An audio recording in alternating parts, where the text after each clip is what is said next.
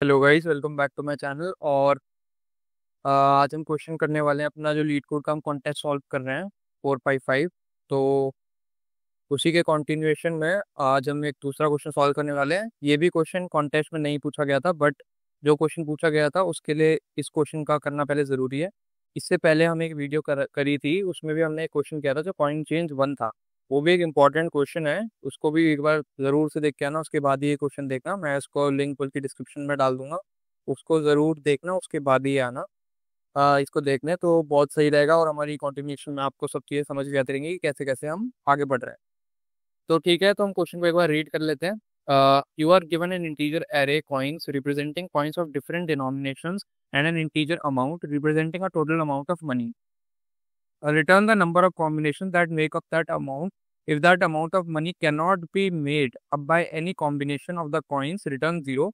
You may assume that you have an infinite number of each kind of coin. The answer is guaranteed to fit into a single bit 32 integer. तो ठीक है, जो भी हमने कल एक question करा था कॉइन चेंज का, उससे हमें थोड़ा बहुत ये क्वेश्चन रिलेटेबल लगेगा। उसमें मिनिमम नंबर ऑफ कॉइन्स पूछे थे हमसे, और यहाँ पर हमें पूछा हुआ है कि टोटल नंबर ऑफ वेज बताओ कितने हैं। तो थोड़ा बहुत रिलेटेबल लग रहा है, और हाँ थोड़ा बहुत लिंक होता है ये क्वेश्चन, बट ये कैसे लगे हम वो देखेंगे। तो एक बार इसे ट्राई करोगे तो आपको समझ आएगा। पहली बात, हम एक टेस्ट केस देखते हैं यहाँ पर। तो इसमें हमें अमाउंट दिया हुआ है 5 और कॉइन्स दिए हुए 1 to 5। इसका क्या मतलब है, एक बार मैं इसको लिख लेता हूँ। तो जैसे कि हमें कॉइन्स दिए हुए हैं 1 2 और 5, और हमें टोटल अमाउंट दिया हुआ है 5। तो हमें करना क्या है, हमें जो ये अमाउंट है हमें वो अचीव करना है with the help of these points. और हमें क्या बताना है कि कितने नंबर ऑफ वेज हो सकते हैं। तो चलो एक बार हम कोशिश करते हैं। अगर हम 1 कॉइन का यूज़ करेंगे तो हमें पता है कि 1 कॉइन से हमारे कितने वेज हो सकते हैं। तो 1 कॉइन्स को हम 5 टाइम्स लेंगे तो भी हमारा 5 अचीव हो जाएगा। दूसरा, 1 कॉइन को एक बार लें, फिर 2 कॉइन को लें, फिर दोबारा 2 कॉइन को लें, तो दूसरा वे हो गया। तीसरा वे, 1 कॉइन को लें, फिर 1 कॉइन को लें, फिर 1 कॉइन को लें, फिर 2 कॉइन को लें, हमारा ये थर्ड वे हो गया। और एक और भी हो सकता है, 2 कॉइन को लें, 2 कॉइन को लें प्लस 1 कॉइन को लें। और एक और तरीका क्या हो सकता है, 5 कॉइन को लें। राइट, ये सारे वेज हो सकते हैं। बट नहीं, क्यों क्यों नहीं, क्योंकि हम देख सकते हैं कि यहाँ पर रिपीटिशंस भी हैं। क्या रिपीटिशन है, ये हमारा रिपीट हुआ है, और ये सेम है, मतलब।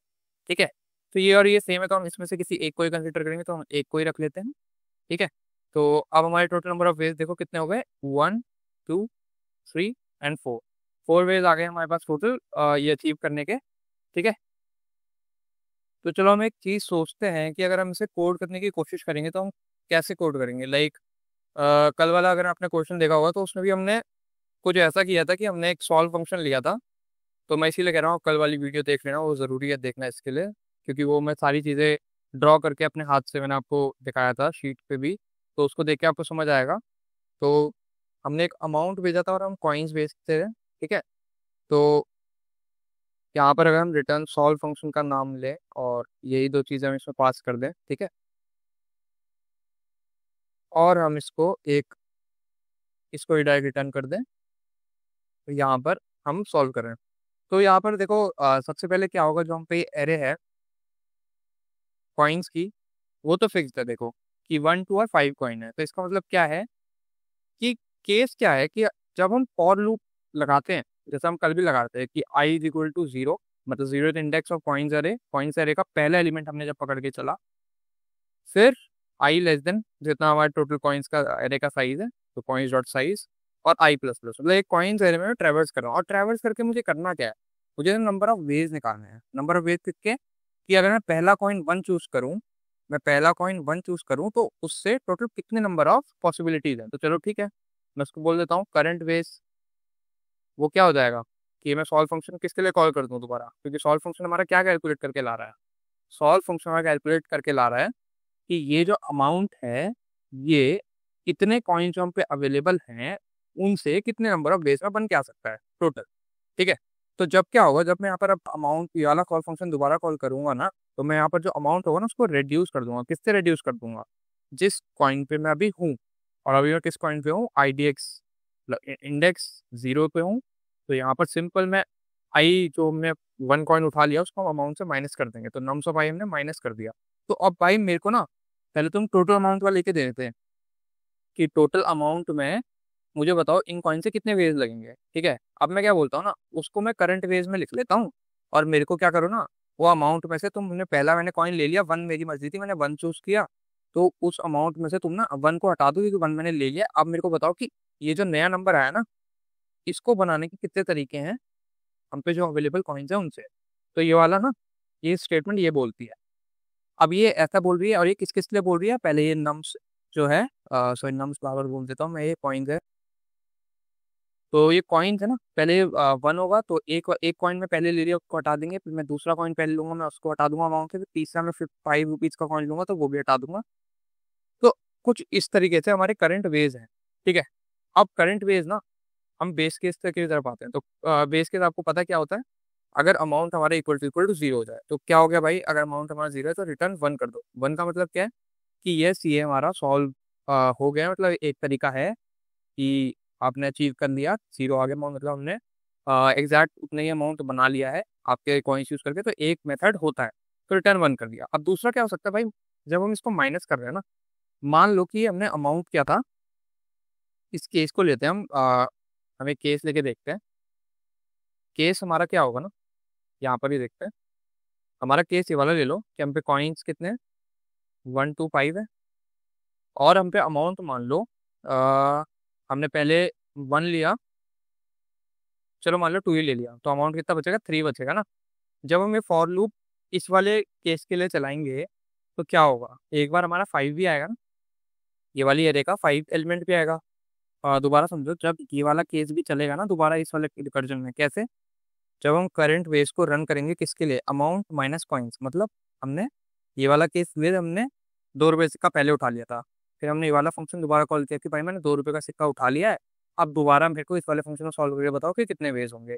तो ये वो वाले केस की मैं बात कर रहा हूँ। ठीक है, जिसमें हमने 2 रुपये का सिक्का उठा लिया, इसलिए हमारा अमाउंट अब तीन बचा हुआ है, लेकिन हम पे दोबारा उतने पॉइंट्स बचे हुए हैं। तो अब क्या होगा ना, अगर मैं मान लो दोबारा ये फॉर लूप ट्रैवर्स करूंगा सारे सिक्कों के लिए, एक बार तो मैं फाइव पे आऊंगा ना, जब मैं फाइव पे आऊंगा तो क्या होगा, यहाँ पर क्या है, amount minus coins of I, amount तो थ्री है, माइनस फाइव कितना हो गया, -2। और -2 तो मतलब पॉसिबल ही नहीं है ना, इसका तो पॉसिबल ही नहीं है बनाना नेगेटिव वैल्यू। तो हमें क्या करना पड़ेगा ना, एक केस जो आएगा हमारा, if amount is less than zero, तो हम बोल देंगे भाई सिंपल रिटर्न जीरो कर दो। ठीक है, तो रिटर्न जीरो कर दिया, एंड में हम क्या करेंगे, रिटर्न कर देंगे। पहले करंट वेज को हमें प्लस भी तो करना पड़ेगा, जिसमें स्टोर करेंगे कि भाई कॉइन वन के लिए, फिर कॉइन टू के लिए, फिर कॉइन फाइव जब हमने पहले लिया, तो उसमें टोटल नंबर ऑफ वेज होते हैं, उसको बोल देते हैं मैक्स वेज बोल देते हैं। ठीक है, इक्वल टू जीरो, और फिर max ways plus equals to current ways, return कर देंगे मैक्स वेज को। ठीक है, अब ये जो अप्रोच है ना, ये थोड़ी सी गलत है, मैं ये जानबूझ के करवाई है ये वाली approach, but this approach is wrong. ठीक है, तो गलत आंसर आएगा। अब हम देख लेते हैं क्या गलत आएगा, एक बार फिर डिस्कस करते हैं वो गलत क्यों आएगा। ठीक है, तो हमने इसको रन किया टेस्ट केसेस के लिए, तो यहाँ पर आप देख सकते हो कि हमारा एक टेस्ट केस में हमारा आउटपुट 9 आया है, जो 4 से ज़्यादा है। यहाँ पर हमारा 0 0 मैच कर रहा है और 1 1 मैच कर रहा है, तो एक एक एलिमेंट्स के लिए तो चल गया टेस्ट केस जो था। बट यहाँ पर कुछ तो ऐसा हो रहा है जिस वजह से ना ये जो है ये रिपीटिशन आए हैं और ये आउटपुट हमारा बढ़ के आया है। क्योंकि देखो लॉजिक में तो मेरे को ऐसा कोई खास दिक्कत लग नहीं रही, बट एक चीज़ हमने जो मिस कर दी ना, वो कल वाले क्वेश्चन से भी आप समझ सकते हो। अब मैं समझाता हूँ क्या चीज़ है, पहले एक बार डिस्क्रिप्शन पे ले आते हैं। ठीक है, तो मैं आपको एक चीज़ बताता हूँ, ये गलती वहाँ पर है जिस तरीके से रिकर्जन वर्क करता है। तो मुझे एक सेकंड देना प्लीज़। तो ये ना कल वाले क्वेश्चन का हमारा स्क्रीनशॉट है, जो एक हमारी मैंने वीडियो अपलोड करी थी उसका। तो यहाँ पर हम एक चीज़ देख सकते हैं कि एक ये रिकर्जन ट्री है। तो कल वाले क्वेश्चन में क्या था ना, हमें मिनिमम नंबर ऑफ वेज बताए थे, मिनिमम नंबर ऑफ कॉइन्स बताने थे कि कितने कॉइन्स लगेंगे, उसका मिनिमम नंबर बताओ। तो उसमें क्या था ना, हम क्या कर रहे थे कि डीपी में हम सबको स्टोर कर रहे थे। अब डीपी में हमने सबको स्टोर किया है, तो उससे पहले देखते हैं उसका रीज़न क्या था स्टोर करने का। क्योंकि यहाँ पर डीपी का यूज ही क्यों हुआ था, क्योंकि ये यहाँ पर जो एट है ना, ये वाला एट आपको दिख रहा होगा, ये वाला जो एट है, ये वाला केस यहाँ भी रिपीट हो रहा है, दिख रहा है। तो हमने क्या करा था ना, डीपी का केस, इस डीपी का यूज इसीलिए करा था क्योंकि जब ये एट हमने यहाँ पर कैलकुलेट कर लिया है, तो मैं इसको वापस यहाँ पर कैलकुलेट क्यों करूँ, यहाँ तो मैं कैलकुलेट नहीं करूंगा। ठीक है, तो मैं इस वजह से डीपी का यूज कर रहा था। बट जब हम ये वाला केस सॉल्व कर रहे हैं तो यहाँ पर क्या हो रहा है, यहाँ तो हमने कुछ ऐसा कर नहीं देना अभी। तो मतलब यहाँ पर हो क्या रहा है कि ये वाले केस पे मैं आया, फिर मैं ये वाले केस पे आया, तो यहाँ जितने नंबर ऑफ टोटल वेज है और यहाँ पर जितने टोटल नंबर ऑफ वेज है, वो दोनों टोटल नंबर ऑफ वेज क्या हो जाएंगे, वो दोनों ऐड हो जाएंगे। वो दोनों ऐड हो जाएंगे। अब ऐड हो गए तो इसका मतलब क्या है कि नंबर ऑफ टेस्ट केसेस वो, सॉरी नंबर ऑफ तुम्हारा क्या टोटल नंबर ऑफ वेज को बढ़ा देंगे, क्योंकि वो तो रिपीटेटिव केस है ना। यहाँ पर जो 8 बनाने के वेज होंगे और यहाँ पर जो 8 बनाने के वेज होंगे, दोनों तो सेम होंगे ना। तो आप इसका भी जब रिकर्सिव ट्री बनाओगे तो वो भी मैं आपको देखो यही बोलूंगा, खुद बना के देखो। कल वाले उसमें मैंने आपको रिकर्सिव ट्री बनाना सिखाया था थोड़ा थोड़ा। और अगर आपको पूरा ढंग से रिकर्जन समझना है, रिकर्सिव ट्री कैसे बनाते हैं, तो मैं उस पर भी वीडियो बना दूंगा, कमेंट कर देना। बट खुद से बनाओगे तो ज़्यादा बेटर समझ आएगा। तो जो ये रिकर्सिव ट्री है ना, आप इसका बनाओगे तो आपको दिखेगा यार रिपीटेटिव केसेस है। और जब रिपीटेटिव केसेस होंगे तो हमें तो बिल्कुल भी उसको काउंट नहीं करना है ना। हमें तो नहीं चाहिए रिपीटेटिव केसेस को हम काउंट करें, तो वो क्यों ही करेंगे भाई। ठीक है, तो इस वजह से हमें दिक्कत आ रही है। तो ठीक है, अब हम इस क्वेश्चन पे वापस आते हैं। तो हम क्या करते हैं, हमें ना वो मेन हमें समझ आ गया कि ये नंबर ऑफ वेज बढ़ क्यों रहे हैं, क्योंकि हमारा जो काउंट है ना, ये बढ़ता जा रहा है। ये रिपीटेटिव केसेस को भी इंक्लूड कर रहा है। तो हमें कुछ ना कुछ कोड में ये चेंज करना पड़ेगा कि जो हमारे रिपीटेटिव केसेस है ना, वो हो ना। तो चलो मैं पहले आपको बताता हूँ रिपीटेटिव केसेस हो क्यों रहे हैं। देखो, रिपीटेटिव केसेस इसीलिए हो रहे हैं, अगर मैं आपको यहाँ पर दिखाऊँ, आपको एक कोड दिख रहा है पूरा, ये वाला पार्ट जो रिकर्जन का है। यहाँ पर क्या है ना, जो फ्लो ऑफ कोड है वो हर एक उसके लिए देखते हैं। ठीक है, तो सबसे पहले जब हमारा ये वाला केस था, ये तो मतलब पेरेंट केस था, मैं पेरेंट केस बोल रहा हूँ क्योंकि फर्स्ट केस था। तो जब ये फर्स्ट केस था जो हमारा, हम इसको जब यहाँ भेजेंगे, जिसमें अमाउंट हमारा 5 होगा, कॉइन्स हमारे जो सारे अवेलेबल है वो मैंने भेज दिया। तो जब मैं उसको भेजूंगा ना, तो मैं उसमें भी क्या कर रहा हूँ, मैं जीरोथ कॉइन से जीरोथ इंडेक्स वाला कॉइन मतलब यहाँ से लेकर फाइनल इंडेक्स वाले कॉइन तक कंसिडर कर रहा हूँ। ठीक है, तो हमारा फ्लो क्या है, फ्लो ऑफ कोड क्या चल रहा है, इसको सबसे ऊपर लिख देते हैं। ध्यान से समझना मेरी बात को, मैं क्या बोल रहा हूँ। जो फ्लो ऑफ कोड है वो क्या है, फ्लो ऑफ कोड है फ्रॉम 0 to n। एन है क्या मतलब कि जीरो एलिमेंट से शुरू होता है और लास्ट एलिमेंट तक जाता है। चलो ठीक है, पहला वाला पेरेंट केस हमारा खत्म हो गया। अब हमने क्या किया, हमारे चाइल्ड केस की तरफ आए। चाइल्ड केस हमारा कौन सा था, चाइल्ड केस हमारा यहाँ पर एक बना लेते हैं। चाइल्ड केस हमारा एक इसमें ही बना देते हैं। चाइल्ड केस हमारा क्या होगा कि जब हमने मान लो कि यहाँ पर हमने अमाउंट में कॉइन 2 को चूज किया, तो यहाँ पर अमाउंट बचेगा हमारा 3। जब हम चाइल्ड केस पे आ रहे हैं ना, तो भी देखो हम क्या कर रहे हैं, हम दोबारा i इज इक्वल टू 0 से फ्लो चालू करें, क्योंकि हमारा फ्लो ही स्टार्ट 0 से एंड तक हो रहा है। समझ रहे हो मेरी बात, हम यहाँ पर दोबारा 0 से स्टार्ट कर रहे हैं, जीरो कॉइन से, और दोबारा 5 लास्ट इंडेक्स तक जा रहे हैं। ठीक है, ये चीज समझ आई। तो इससे पता क्या दिक्कत आई, इससे ये दिक्कत आई कि जब मैं सेकंड वाला सेकंड वाला इंडेक्स में ले चुका हूँ। ठीक है, क्या मतलब है, मैं आपको एक और चीज का फोटो दिखाता हूँ। ठीक है, तो जो ये वाला केस है ना, इसमें क्या हो रहा है ना, तो यहाँ पर मान लो ये जो केस है ये है आपका, जिसमें हमने 1 को चूज किया कॉइन को, इसमें 2 कॉइन को चूज किया और इसमें 5 कॉइन को चूज किया। ठीक है, ऐसा कुछ केस है। ठीक है, तो अब क्या हो रहा है ना, जब हम यहाँ पर मान लो 1 वाला केस सॉल्व करके आते हैं, तो यहाँ पर एक ये वाला केस आ गया जब 2 भी होता है। ठीक है, तो इस वाले केस में ना हम क्या कर रहे हैं कि सारे के सारे एलिमेंट्स होते हैं, तो सारे के सारे एलिमेंट्स थे, भले ही वो आपका 1 हो, 2 हो या 5 हो, वो सारे के सारे एलिमेंट्स हम इसमें कंसीडर कर लेते हैं फर्स्ट लेग में। बट हम सेकंड लेग में आए ना, तो भी हम इसमें सारे एलिमेंट्स कंसीडर कर रहे हैं। मेरी बात समझो, मतलब क्या कि जैसे ये 2, 6, 8 और 10 ये 14 के लिए अवेलेबल था, तो ये 12 के लिए भी 2, 6, 8, 10 अवेलेबल है, और ये 8 के लिए भी 2, 6, 8, 10 अवेलेबल है, 6 के लिए भी और 4 के लिए भी। इससे क्या होगा, इससे जो केस है ना रिपीटेटिव केसेस वो बढ़ेंगे। मेरे कहने का क्या मतलब है कि अगर आप इस फ्लो को ऐसा सेट कर देते कि जैसे मैं सेकंड वाले कॉइन पे आता हूँ, द सेकंड वाला कॉइन अगर मैंने फर्स्ट टाइम चूज किया है, तो मैं सेकंड या उसके बाद वाला ही कॉइन चूज कर पाऊँ, मैं फर्स्ट कॉइन को ना चूज कर पाऊँ। क्योंकि मेरी चॉइस जो फर्स्ट वाली होगी, वो मेरा जो पहला वाला केस होगा जिसमें मैं पहली बारी में 1 कॉइन चूज कर लूंगा, वो वाला रिकर्सिव ट्री जो आपका है वो उस केस को संभाल लेगा। मेरी बात समझे? मैं एक बार एक चीज़ लिख के दिखाता हूँ आपको। ठीक है, तो हम इससे देख के समझते हैं कि ना अब हमारा पेरेंट केस था कौन सा था, जब पहली बार हमारा आएगा ये रिकर्सिव कॉल पे हम आएंगे, तो हमारा पहली बार पॉइंट्स टोटल हम पे ये अवेलेबल होंगे 1 to 5, और अमाउंट हमारा टोटल 5 बनाना होगा। अब अगर हमें 5 अमाउंट बनाना होगा टोटल, तो पहले रिकर्सिव कॉल पे हम पे क्या क्या चॉइस है ये वाले लूप पे, वो मैंने यहाँ पर लिख दी है। हमने कॉइन 1 चूज किया, फिर कॉइन 2 चूज किया, और कॉइन 5 चूज किया। ठीक है, हर एक बार के बाद हमारे पे कॉइन्स की चॉइस क्या थी इस वाले केस में? 1 to 5, 1 to 5, 1 to 5, हमेशा ये हर बार चॉइस है। और अमाउंट हमारा हर बार कितना होता रहेगा? पहले बार 1 जब चूज करेंगे तो अमाउंट कितना हो जाएगा? 4। दूसरी हम चूज करेंगे तो अमाउंट कितना हो जाएगा हमारा? 3। और इसमें क्या हो जाएगा? अमाउंट 0 हो जाएगा ना। बट जो इस वाली अप्रोच में है, मैं आपको एक चीज दिखाता हूँ। जब हम कॉइन 2 पे आएंगे ना, तो इसमें हम दोबारा 1 वाले केस को इंक्लूड कर रहे हैं। और जब हम 1 वाले कॉइन को इंक्लूड करेंगे, तो मैं आपको एक चीज बताता हूँ कि होगा क्या। ये जो 1 के भी केसेस बन के आएंगे ना, और ये जो 2 के केसेस बन के आएंगे, इसमें बहुत सारे केसेस रिपीट हो जाएंगे। और अगर मैं यहाँ पर इसको फ्लो को कुछ ऐसा कर दूं कि यहाँ पर जब हम 2 को चूज कर लें, तो हमारा जो नेक्स्ट फ्लो है वो 2 और 5 ही हो, तो आप देखोगे कि जो 1 वाले केसेस थे वो तो उसमें कभी इंक्लूड ही नहीं होंगे, क्योंकि हम पे 1 वाली तो चॉइस ही नहीं है। तो ये वाला जो वेज बनेंगे वो सारे यूनिक होंगे फ्रॉम दिस वेज। और जब हम 5 चूज करें, तो हम पे बाद में कॉइन बचे होने चाहिए 5,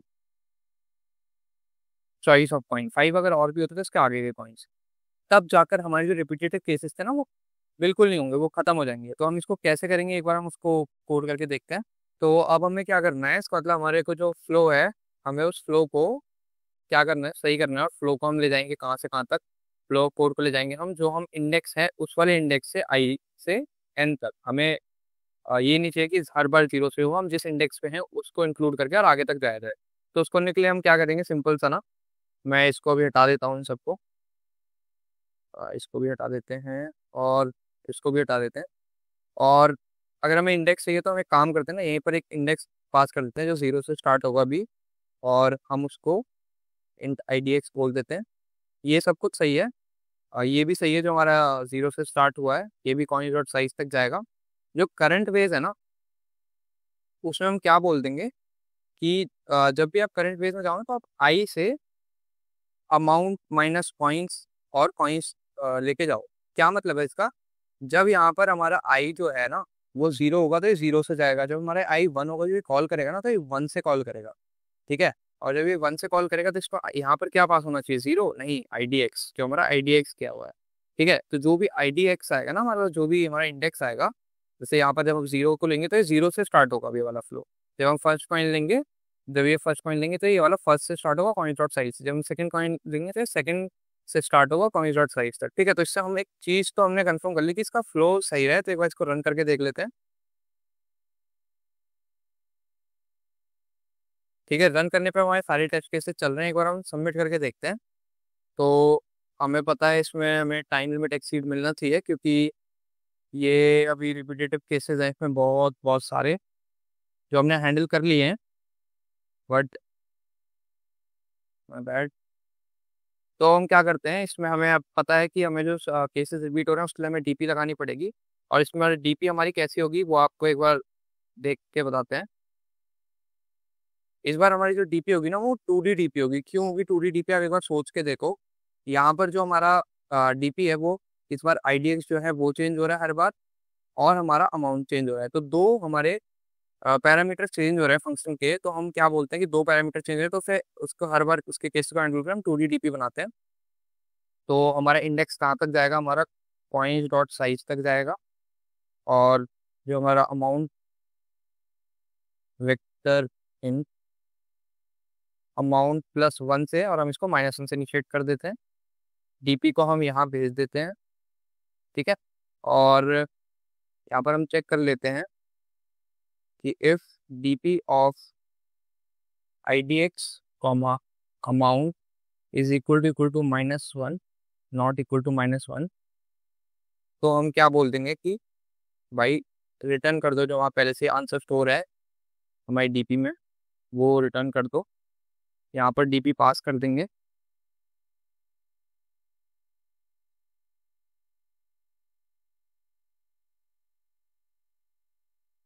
ठीक है, और यहाँ पर अब हम इसको स्टोर कर देंगे DP of IDX comma amount में, यहाँ भी हम DP पास कर देंगे। बाकी सबको सही है, एक बार रन करके देखते हैं। I hope it will work fine. Okay, is equal to, नहीं लगा, running again. Okay, it works, let's submit it. और ये सबमिट हो जाना चाहिए इस बार without any problems. And yes, it submitted. और इसमें अभी भी टाइम में और इम्प्रूवमेंट हो सकती है। यहाँ पर हम अभी रिकर्सिव अप्रोच पे जा रहे हैं। तो जो देखो, जो ये क्वेश्चन है वो सॉल्व तो हो गया है, बट हाँ, इसकी जो टाइम कॉम्प्लेक्सिटी वो इतनी अच्छी नहीं आई है, वो देख के भी हमें पता चल रहा है। बट ना, इसके पीछे एक रीज़न है। हमने DP यूज़ करी, आप सोच रहे होगे, मतलब पहले हमने रिकर्सिव सॉल्यूशन लिखा, फिर हम उसमें मेमोराइजेशन किया, लेकिन फिर भी ये हमारा जो कोड है ये इतना स्लो क्यों चल रहा है? मतलब जस्ट पास है, अगर थोड़ा बहुत दिक्कत आती है तो कहीं ना कहीं ये अटक सकता था। तो एक्चुअली में ना, इसका एक रीज़न है। यहाँ पर जो रिकर्सिव कॉल्स का जो हमारा स्टोरेज है ना, जो हमारा इंडेक्स और अमाउंट का हमारी जो DP एरे है, उसका हम प्रॉपर यूटिलाइजेशन नहीं कर पा रहे। क्यों नहीं कर पा रहे हैं? क्योंकि जो ये IDX है और ये अमाउंट है, हमारा DP इन दोनों को स्टोर करती है। और हम क्या कर रहे हैं ना, इस रिकर्सिव कॉल के अलावा हमने यहाँ पर एक अंदर एक फॉर लूप भी लगाया हुआ है। ठीक है, तो ये फॉर लूप क्या दिक्कत लाता है ना, ये फॉर लूप की वजह से हम सेम चीज को दोबारा दोबारा कैलकुलेट कर रहे हैं, जिसका हमें आंसर पता भी है। ठीक है, क्या मतलब है इस चीज का, कि जब हम आई और I is equal to IDX ले रहे हैं ना, तो यहाँ पर हम कहीं पर DP ऑफ IDX और अमाउंट से देख नहीं रहे कि कोई वैल्यू अगर हमारी मिल रही है नहीं, वो हम हर बार जा रहे हैं, इसमें लूप तो रन होगा, लेकिन वो फिर वापस यहाँ से रन होके आता है, फिर इसमें चेक होता है, फिर उसे पता चलता है ओके हाँ, इसमें तो क्या कहते हैं, ये तो हम कर चुके हैं रन, तो लेकिन ये तो रन हुआ ना उसके लिए, फिर दोबारा I++ के लिए कॉल करता है, फिर दोबारा अच्छा हाँ, ये तो दोबारा कॉल हो रहा है। तो इस वजह से यहाँ पर फालतू का हमारा जो टाइम कॉम्प्लेक्सिटी है वो यहाँ यूज हो रही है इस वाले लूप में, जिसकी वजह से जो हमारा मेमोराइजेशन है वो भी ढंग से काम नहीं कर पा रहा है, क्योंकि एक लूप ये एक अनवांटेड सी सिचुएशन क्रिएट कर देता है, जिसकी वजह से हम दोबारा दोबारा सेम चीज को कैलकुलेट कर रहे हैं। तो देखो, इसका जो एक सॉल्यूशन निकलता है ना, जो इसका बेटर सॉल्यूशन है, और वो इस टाइप के क्वेश्चंस के लिए जिसमें हमें सिंगल फ्लो हमें कोड चाहिए होता है, फ्लो ऑफ कोड हमें मेंटेन करना होता है, जिसमें हमें एक इंडेक्स से एक एंड तक हमें फ्लो ऑफ कोड चाहिए, हर एक इंडेक्स पे डिफरेंट। तो उसमें ना हम क्या कर सकते हैं, हम एक नैपसैक होता है 01 नैपसैक, उसका अनबाउंडेड वर्जन होता है, हम वो वाला कोड यूज कर सकते हैं। और उसमें क्या होता है ना, उसमें हम क्या करेंगे, बेसिक से मैं आपको इंट्यूशन दे देता हूँ, अगर आपको उसके बारे में जानना होगा तो मैं उसके लिए एक सॉल्यूशन वीडियो बना दूंगा। बट अभी हमारा गोल जो है वो कॉन्टेस्ट के क्वेश्चन सॉल्व करना है, इसीलिए मैं उसको भी यहाँ पर सॉल्व नहीं कर रहा हूँ। अगर आपको चाहिए होगा तो मैं इसी क्वेश्चन को दोबारा बना दूंगा 01 नैपसैक अनबाउंडेड का यूज करके। तो 01 नैपसैक में क्या होता है, या तो टेक या तो नॉट टेक वाला हिसाब होता है, कि या तो आप उस केस को ले लो या नहीं लो। बट उसमें क्या होता है ना, एक ही बार आप एक चीज को कंसिडर करते हो, बट यहाँ पर ना इनफाइनाइट नंबर ऑफ टाइम्स है सेम चीज। ठीक है, तो हम क्या करते हैं कि टेक और नॉट टेक दोनों चीज है, बट टेक इट और इसी इंडेक्स से दोबारा इसे चालू कर दो, और स्किप इट, फिर जो स्किप करके नेक्स्ट इंडेक्स है वहां से उसे चालू करो, बट प्रीवियस इंडेक्स पे ना पाओ। कुछ इस तरीके का आपको लॉजिक को समझना पड़ेगा, फिर उससे जो ये सॉल्व होगा तो उसकी टाइम कॉम्प्लेक्सिटी काफी अच्छी आएगी आपकी। ठीक है, तो यही है आज के लिए, बाकी अब हम नेक्स्ट क्वेश्चन को देखेंगे जो कॉन्टेस्ट का है, अब वो स्टार्ट करके क्वेश्चंस करना। Thank you.